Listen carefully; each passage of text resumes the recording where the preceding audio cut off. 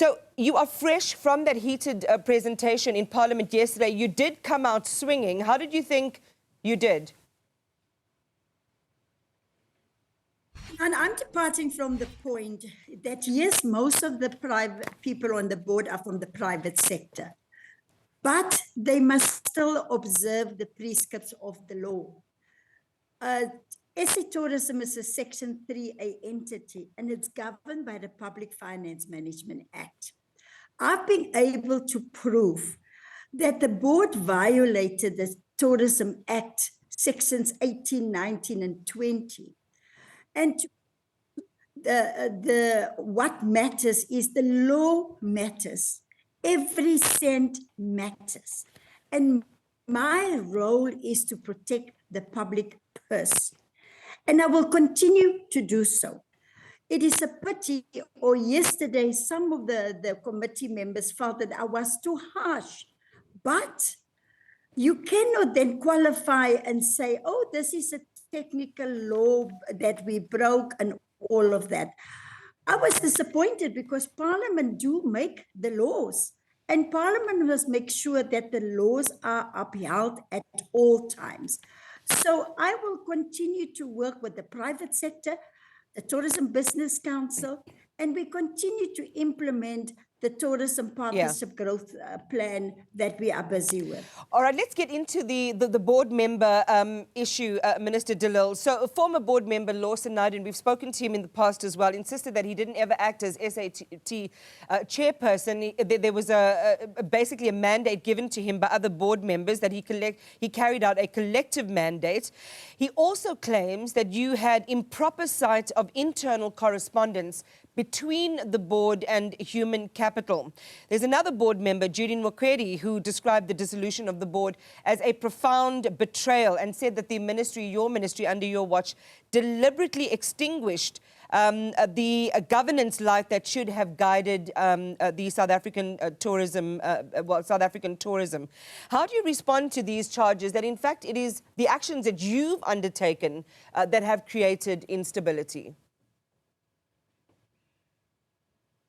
At all. I have warned them before, Iman. I warned them on the 4th of July.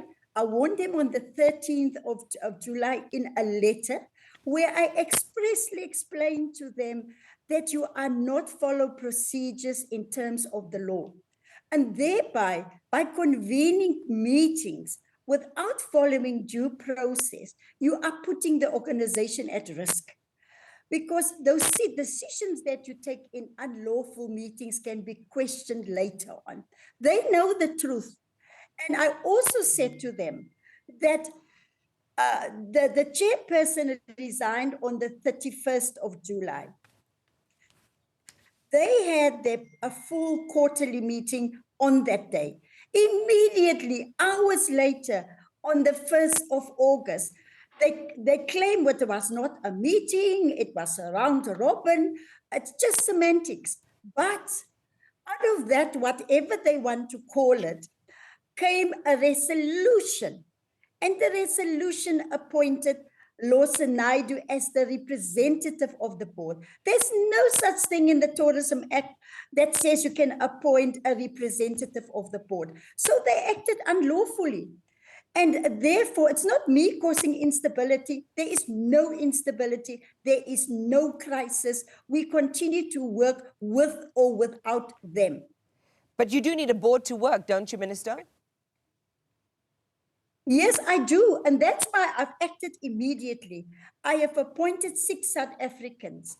I have appointed a chair and a deputy chair, and they started work already. I gazetted their names on the 22nd last week.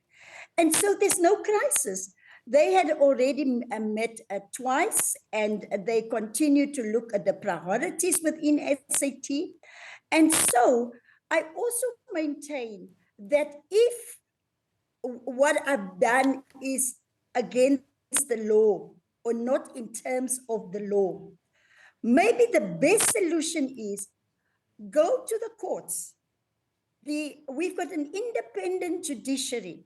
If my interpretation is not correct, they keep on threatening of going to court. Yeah. They can take my decision on review.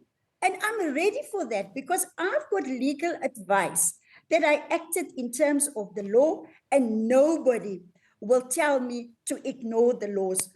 In terms of our constitution, the highest law in this country, we are all equal before the law.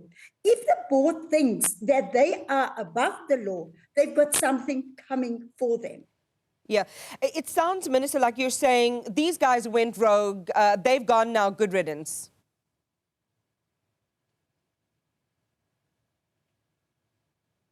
They've gone rogue, yes, but because they didn't follow the processes and the prescripts of the law, so they've gone rogue. Yes, you are right. But this is the big but. If they claim, or like they insinuating, that I am trying to protect the chair and by extension protect corruption, I have got a clear record in this country. I will never allow anybody, I don't care who the hell you are, but if you insinuate that I'm protecting corruption, like has happened several times yesterday, you must go to the Hawks, you must go to the police and give that evidence.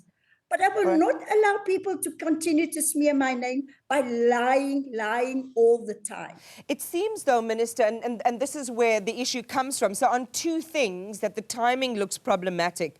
The board says, or well, now the dissolved board says, it was about to lay charges when you dissolved it. And this is in relation to the matter against CEO or suspended CEO now, Nombulelo Guliwe, that they were in the process of laying those charges against her, that the perception is that you were shielding the CEO.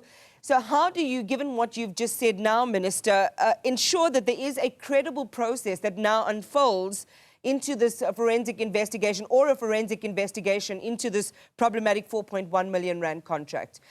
So that's the one issue. And okay, let's deal with that. There's a second piece as well, Minister. Well, Iman, yes, there is a forensic report. Yes, we need to follow due process. I will not interfere with that process. The CEO remains suspended. The new board, in the interim that I've appointed, they are going to deal with that matter. They are going to look at all the evidence before them. The board will then make a recommendation to the minister. What I did when they came with a recommendation, I said, give me all the documentation so that if you seek my concurrence, I must have applied my mind properly. It took them a month up till the 4th of July to give me that information. I seek the advice of my colleague, Minister Buthelezi, to help me to work through this. Minister Buthelesi's office came back to me on the 27th of July.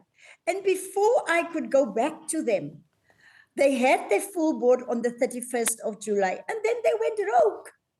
So it's not that I didn't attempt to deal with the matter, but they then suspended the CEO for a second time for a different reason. And they fully have to follow the law and procedure in terms of accountability. Yeah. So they're talking absolute nonsense if they say that I'm trying to protect the CEO. In your mind, what would motivate them, Minister, to do or to go rogue as you've now agreed? Well, I think what has happened is that although they had their meeting, full quarterly meeting on the 31st, they saw a gap. And to make Lawson Naidoo a representative of the board that doesn't exist, he then started taking executive decisions. He started to go people's contracts. He went to go and engage the services of a legal firm, running up a bill of 120,000 rand. And even though the contract of that legal firm has expired. So to me, that was the motivation. He wanted to be the chair. It is only the minister, in terms of the law, that can appoint a chair and a deputy chair. They didn't even ask me to appoint an acting chair because they were in such a hurry to go rogue.